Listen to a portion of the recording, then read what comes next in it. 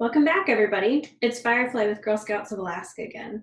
Last week, we tried making the original Girl Scout cookie, and we posted the recipe for it on our website as well. Hopefully you had a chance to try it out. If not, you'll get a quick review with some alternative tips. I asked around and got some ideas from other people.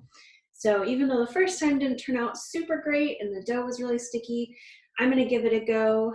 We'll try some different things. I didn't see any tips on the Girl Scouts of Alaska Facebook page, but if you end up trying it on your own after this, feel free to still let us know. We'd love to hear what worked well for you. So it's all the same ingredients. We're just gonna do the steps a little bit differently. The first thing I'm gonna do is get my half a cup of butter out of the freezer. I heard that this recipe would probably work better if I used really, really cold butter. Last time I used butter that had been sitting out on my counter, so it was really soft, and that may have added to the stickiness. So I've already sanitized my work surface, I've already washed my hands, so I'm gonna grab my butter out of the freezer. All right, and if you remember, we cream the butter with the sugar. That's the first step. Because this is really hard, it's not soft like the last time, what I'm gonna do is use a cheese grater and grate it into my bowl. And I'm gonna try to do it quickly so that my hand doesn't warm up the butter too much, because my hand is a lot warmer than frozen butter. The other thing I heard is that this recipe probably works best if you use real butter instead of margarine. Again, I'm using not real butter. It's just what I have in my fridge, and butter seems to be hard to come by nowadays. So whatever you have, I'm sure will work fine.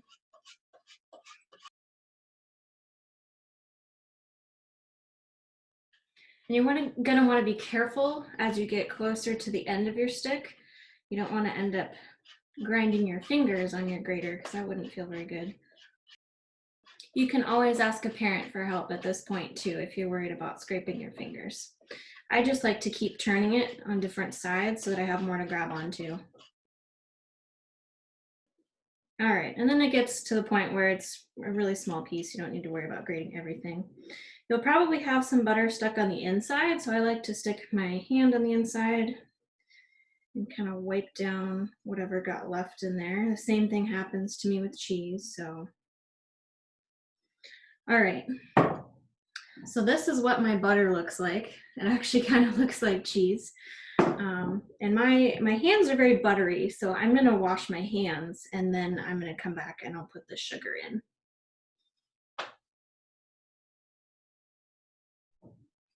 Okay, so now that my hands are clean, my bowl is ready for sugar, and we need half a cup of sugar.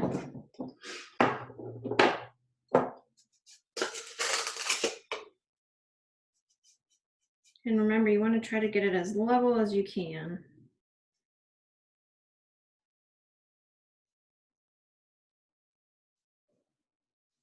I guess I'll need to add sugar to my grocery list. All right, so now as we stir it together, one of the tips that I heard is to not over stir it, because I don't want the butter to get too warm. Remember, we want it to stay cold because that should help it be a little bit less sticky. And same as last time, I'm just kind of squishing it against the sides, trying to get it mixed together.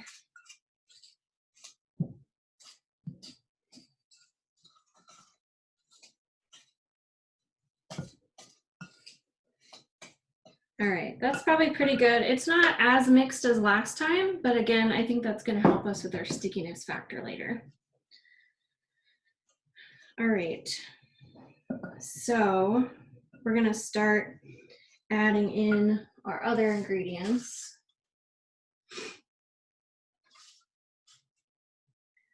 The next thing we're going to add is our egg, and this is another trick that I learned. So just like last time, I'm going to crack it on the side of the table and put it into this bowl to just get a little crack started, and then shove your fingers in the crack and make it bigger. I'm going to pause and wash my hands again. All right, my hands are clean, and now I'm going to beat my egg for it to go in here. You could use a whisk if you have one, that's what I'm using. You could use a fork, that would probably work just as well. Or even a spoon if that's what you have.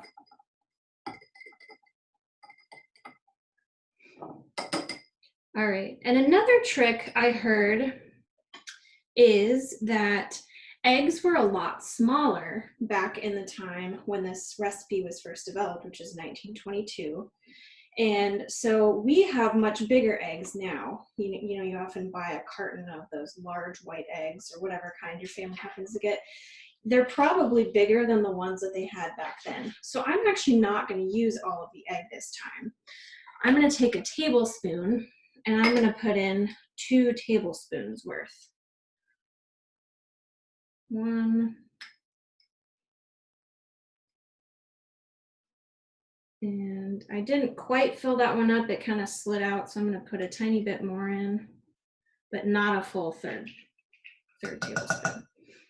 Okay, so I do have some egg left over. I can use that maybe if I want to make some scrambled eggs tomorrow for breakfast, that would be good.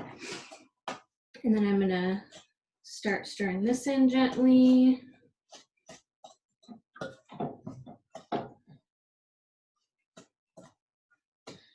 All right, and then we need milk. We need 1 tablespoon of milk. So I'm actually going to use that same tablespoon.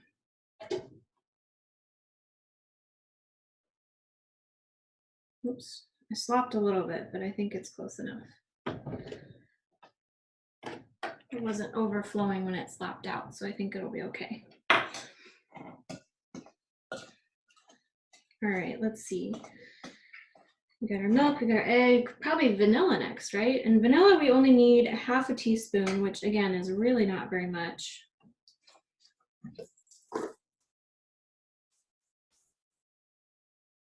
So I spilled a little bit, maybe on purpose, because I like vanilla. It'll be okay.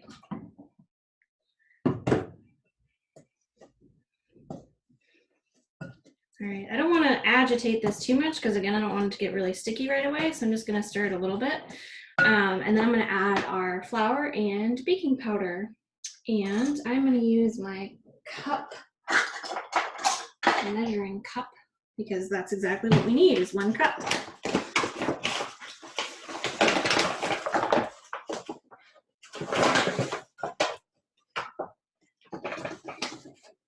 And again, it's really helpful if you can use your finger to level off your measuring cup so that you get an even cup.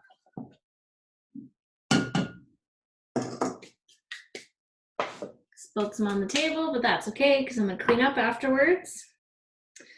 And we need 1 teaspoon of baking powder. Again, make sure it's baking powder and not baking soda. Those are different things. And you can use this nice little edge in the can to make sure that it's even.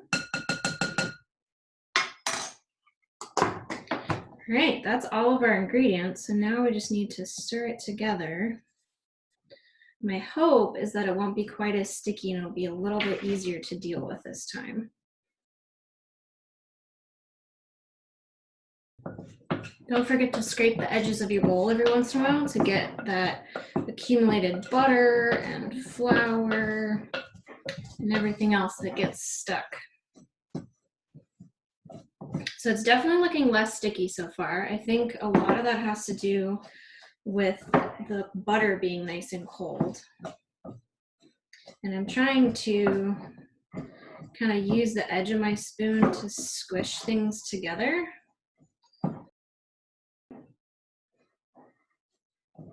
Whoops.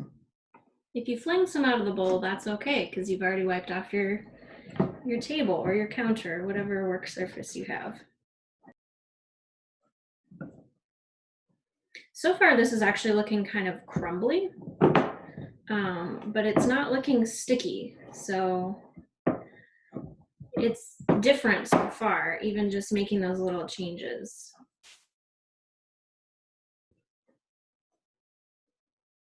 And because it looks kind of dry and crumbly, I think I'm going to add a tiny bit more egg just so it has a little bit more liquid. But again, I'm not going to use the whole thing. So this is like it's hard to show you, but this is like maybe half a tablespoon more that I'm putting in there. So really not very much more.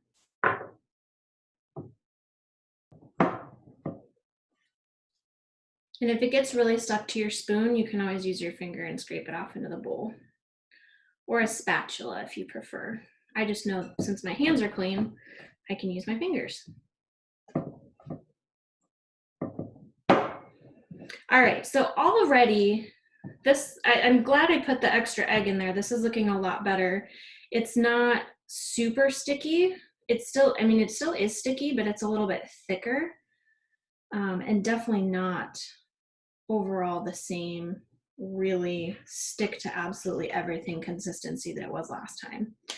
So the other change I'm gonna do this time is I'm gonna put it straight into the freezer for probably close to an hour. I put it in the fridge for half an hour to start last time, but I don't think it was quite long enough. So I'm gonna put it into the freezer this time and leave it there for, I'll probably check on it in 45 minutes, but I don't think I'll actually end up taking it out until after an hour or so. So I'll put it in there and we'll come and check and see how it does later. I got a lot of egg on my table. I was kind of setting down my measuring instruments and my stirring utensils as I went. So I'm gonna actually take a pause. I've already cleared some of my table off, but then I realized it was kind of gross. So I'm gonna clear it off the rest of the way and go ahead and sanitize it again. You may choose to do that too, even if you don't make a big mess. It's just a good practice to make sure that you have a clean kitchen workspace. All right, my table is completely clean. I put all of the ingredients away that I don't need anymore. And I also went ahead and sprayed it down with disinfectant spray and wiped it all really good. And then I washed my hands because I knew that my surface was dirty, at least with some egg. And again, you don't want to get that near your mouth because that could make you sick. It's also just good to have a clean workspace when you move on to the next part of the project, which will be rolling out our dough. All right, so at this point, the batter has been in the freezer for about an hour and a half or so. And I think it's fine that it's been chilling a little bit longer than I first anticipated. I have my silicone mat that I used last time. This is what I'm going to use to roll the batter flat for us to be able to punch cookies out of. If you don't have one of these, that's okay. I recommend maybe parchment paper or wax paper if you have it. Just something so that you can pick it up and put it onto a cookie sheet so it doesn't get stuck to your table in between. So let me grab the batter out of the freezer.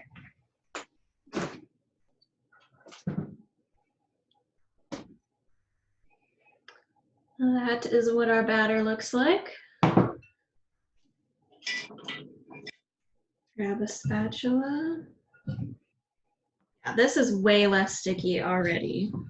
It might even be too cold, but I think it'll be all right.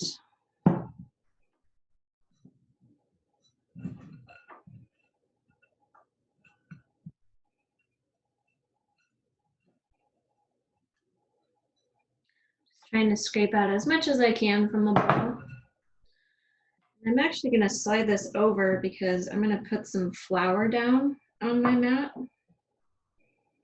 It seemed to help last time to keep it from sticking. This is very cold. You probably don't need to leave it in the freezer as long as I did.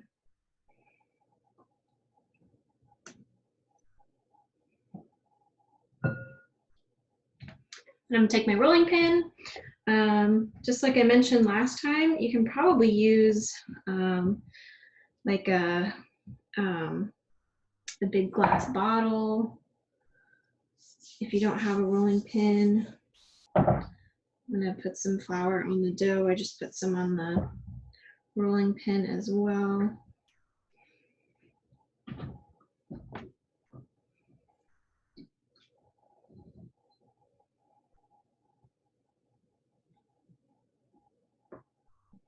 Well, it's definitely stickier than I thought it was. It's certainly not as sticky as it was the last time, but it still definitely needs a lot of flour. So I'm actually going to put even more because it's sticking to my rolling pin again.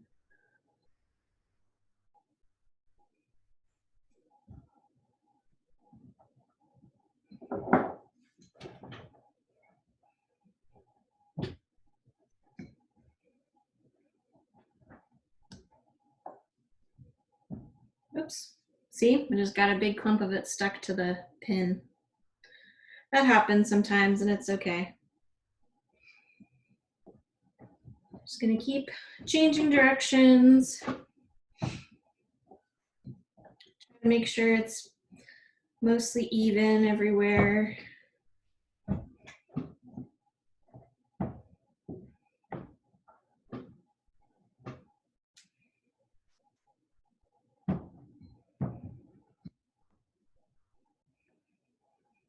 All right, that rolled out way better. And it's still really cold, so it's entirely possible that I might be able to cut some pieces out at this point. I don't really want to risk it though, because it's been doing so good. So what I'm going to do is grab a cookie sheet. I'm just going to slide this on and I'm going to put it in the freezer for a little while so that it can chill in this form.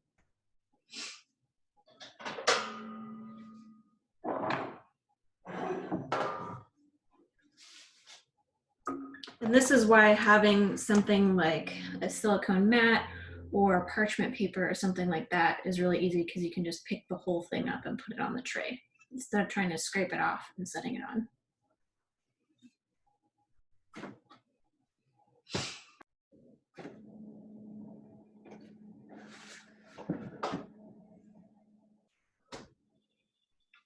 All right, so I just pulled my batter out of the freezer. It's been there about 20 minutes or so since I rolled it out. And I did actually manage to find some smaller cookie cutters this time. I have a little triangle and a little heart that I'm going to try out. I think these will work a little bit better. Since these cookies are probably pretty small, this amount of batter is supposed to make about 3 dozen, which I don't know that I'll be able to make that many with these cutters, but we will see. So I'm going to grab another cookie sheet so I can punch these out and set them right onto a cookie sheet. I can use this one. I can just pull this part off like I did before, and I'll just start cutting them out and putting them on. I like to dip my cookie cutters into flour, so I get a little bit on the cookie cutter itself. It keeps it from sticking to the dough as much. And then you can just punch it out. Wow, already this is working so much better.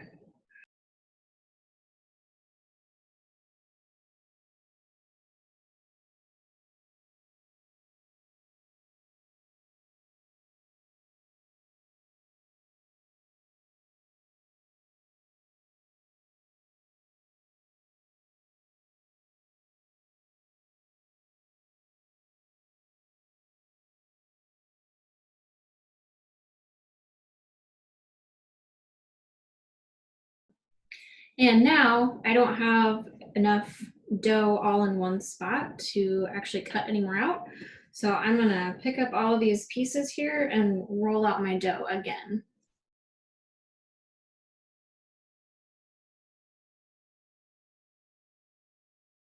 All right, and I can feel that this is already getting really sticky again, and I don't think I'm gonna be able to punch out shapes and then actually pick them up to put them on the trays yet.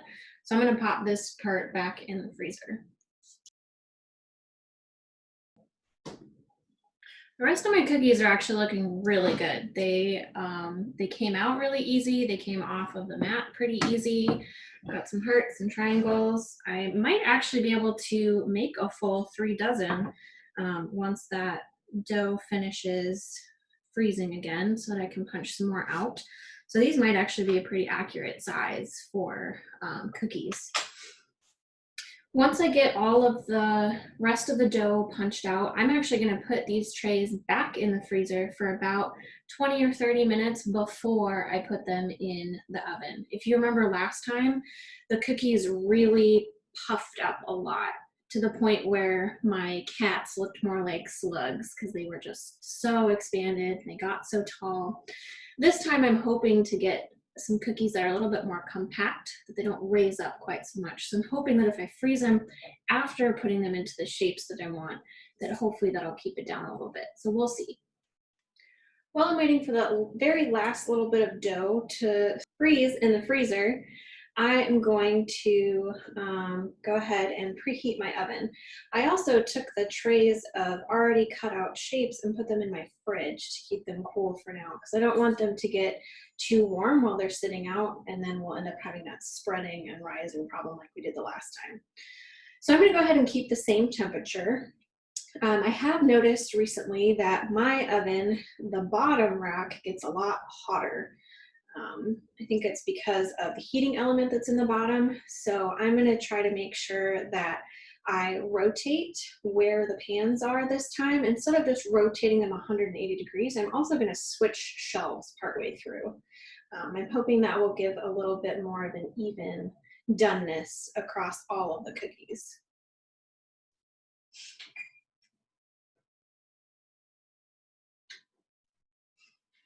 So my oven is set to 375 degrees, and it will beep to let me know when it is at that temperature.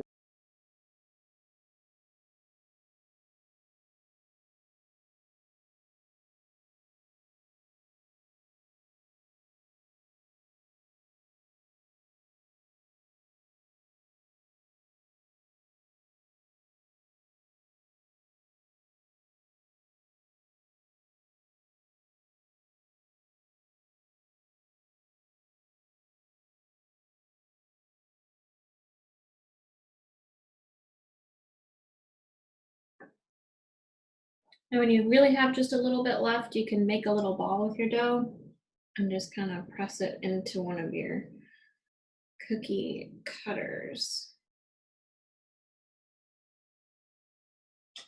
It's kind of thick, so I'm going to squish it out a little bit.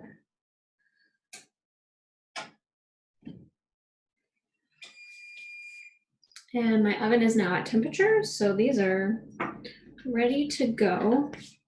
Now, I did mention that I wanted to keep these in the freezer after they had been shaped to hopefully prevent some of that spreading out as well as going up, because it raised a lot the last time. I have 2 trays that are in the fridge right now, so I'm going to put those into the oven, and I'll put these ones into the fridge, and I'll just swap them out when I have room, because I really only have room for 2 pans in my oven at a time anyway. The other thing we need to not forget, like I did last time, is the recipe actually calls for sugar to be sprinkled on top of the cookies.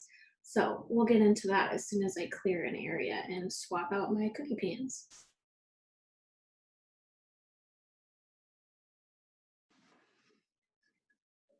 Okay, so these are the first 2 that are ready to go in the oven. I just pulled them out of the fridge. They're still nice and cool. We can't forget about the sugar though. And because I have 2 trays with the same amount of cookies, even though they're slightly different shapes, they're about the same size. So I'm going to try 2 different things. On one tray, I'm going to try sprinkling some sugar on before putting them in the oven. And the other tray, I'm going to leave. Just no sugar on it, as is, put it in the oven. And then as soon as I pull them out, I'm going to sprinkle some sugar on top, just to see which one works better.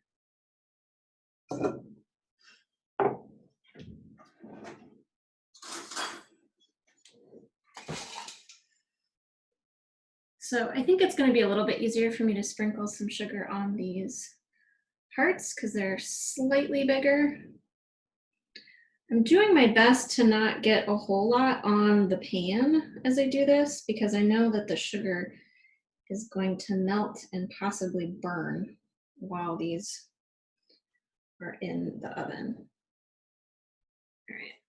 So try to just do a little dusting on all of those. I did get a little bit on the pan, but it's okay. It's not like it's a whole layer. So I'm going to go ahead and put both of these into the oven. And I'm going to set the timer for 3 minutes this time, because I want to rotate the pans and I want to switch the shelves. I want to make sure that I get to swap the ones that are on the bottom so that they get to be on the top, because I know that for my oven, the bottom part is definitely hotter. Your oven might be different.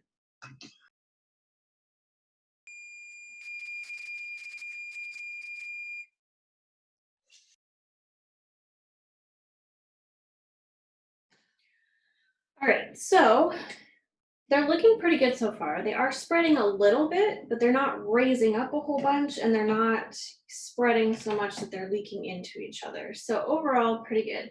So I went ahead and switched them. I put the top one on the bottom and the bottom one on the top. I also rotated the pans as I did so, so hopefully we'll get a nice even cook. And because those are spreading a little bit more than I expected, even after having them in the fridge, I'm gonna move the other 2 trays from my fridge into my freezer while these ones finish, just to see if it makes any sort of a difference to have it even colder when I go to cook them. These smell so good right now. Oh my gosh. All right, let's see. Oh my gosh, these are looking so much better. Okay, these ones I'm actually gonna take out. And these are the ones that need the sugar still. And the other ones, fortunately, actually need another minute. So I'm gonna put the timer on for 1 minute while I put the sugar on these ones. And I'm gonna try to turn this so you can kind of see what I'm doing.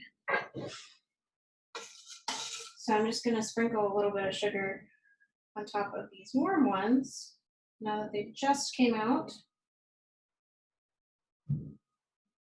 just to see which way I like it better.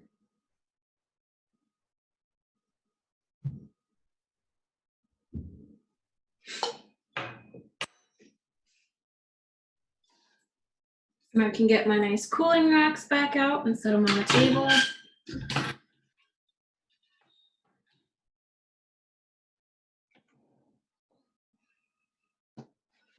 And some hot pads, set these on my table so I can move a pan over here.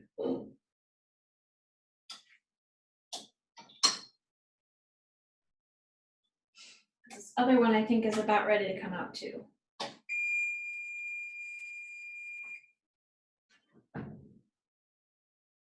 Yeah, those look good.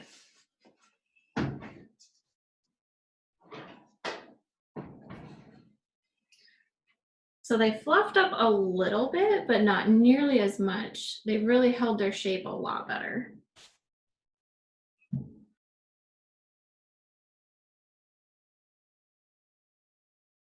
You know what, these ones with the sugar on them, I think I'm actually gonna leave. I took a few of them off to put them on the cooling rack, but I'm gonna leave them for a couple minutes just to see if the sugar melts a little bit, because I don't want sugar to end up all over my table and not on the cookies.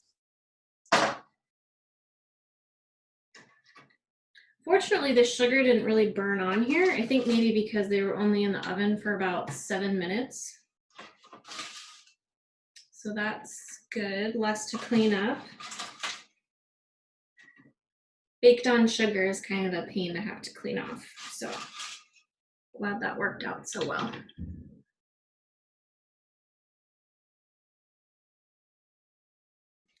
Okay, so these are all of my cookies that I did in the first batch. Remember, the triangles I put the sugar on after they came out of the oven, and the hearts I put the sugar on before I put them in the oven. So you can already kind of see a difference just by looking at them. The sugar is kind of more melted in here, whereas you can still kind of see the sugar crystals on the triangles. So I'm just going to taste one of each to see what I think.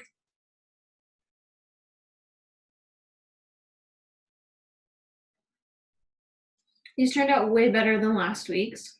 They're kind of soft on the inside, which I like. So the heart ones turned out really good.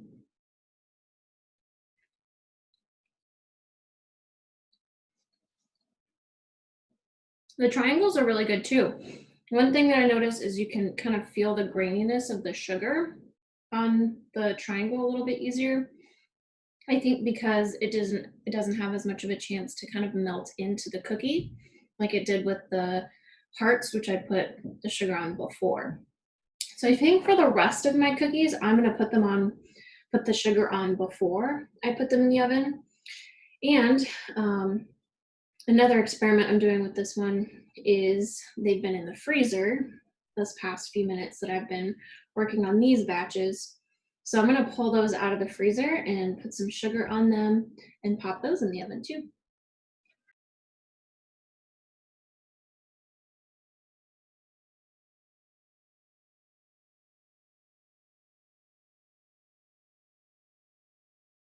Okay, so I just set the timer for 3 minutes. I'm gonna do the same thing. It seemed to work really well. to switch shelves and rotate the pans for the last batch. So I'm going to try the same thing with these ones.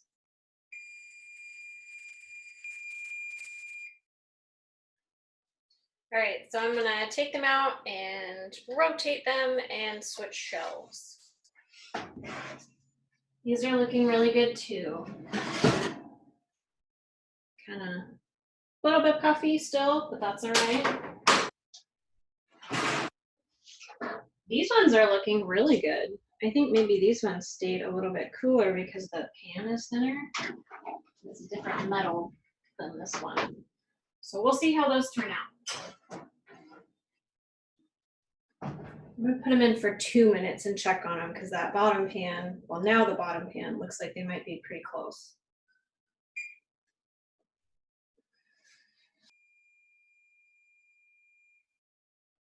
All right, let's take a look.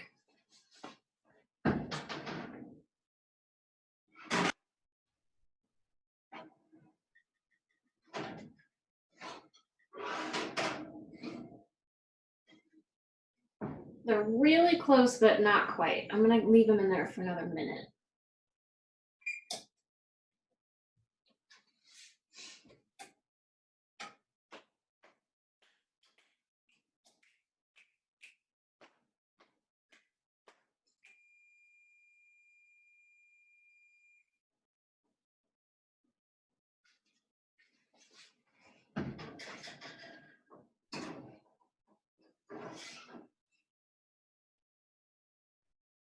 Looking pretty good, I gotta say.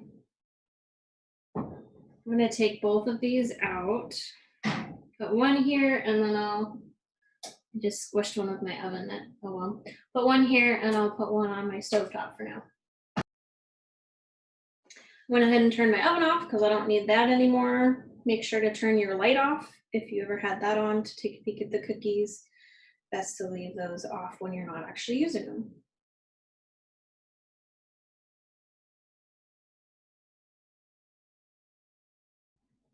Sometimes it's hard to get them on the cooling racks because they're kind of small cookies. So you can fix it with your fingers. Just make sure that you don't burn yourself.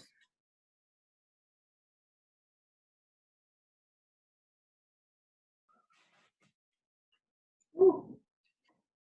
And sometimes you break them. That happens. You can just eat them since they're broken. You don't need to share them with others, right?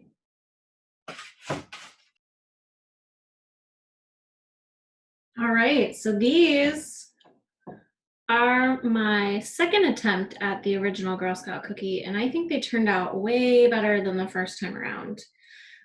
They definitely puffed up a lot less. They still rose a little bit, but that's natural considering it has baking powder in it. That's a way of making your baking or cooking recipes rise up a little bit.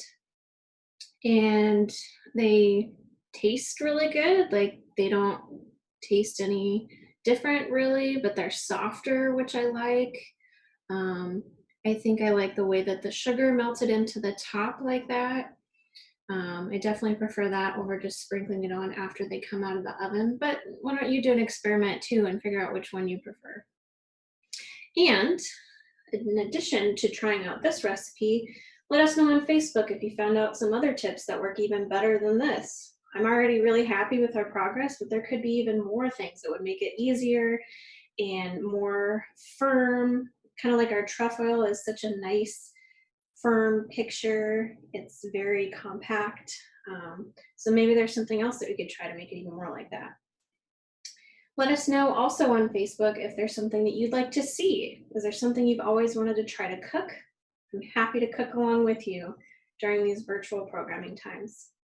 Thanks for watching.